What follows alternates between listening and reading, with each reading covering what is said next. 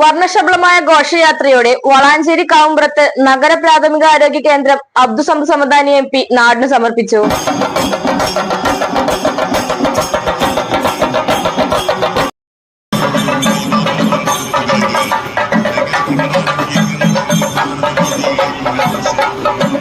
കാവുമ്പ്രത്ത് നിർമ്മിച്ച കെട്ടിടം 13,000 ചതുരശ്ര അടിയിൽ 2 നിലകളായാണ് നിർമ്മിച്ചത്.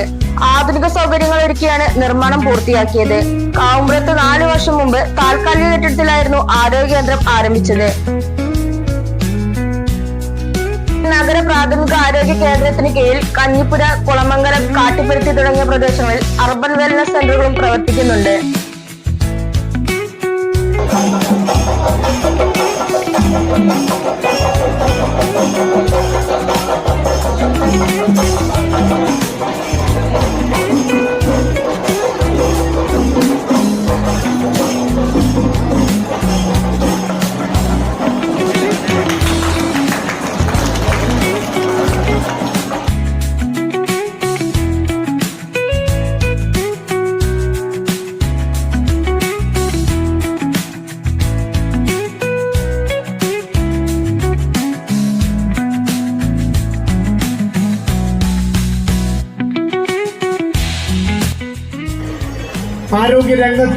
ആരോഗ്യരംഗത്തുള്ള പ്രവർത്തനത്തിൽ വേറിട്ട് നിൽക്കുന്നു.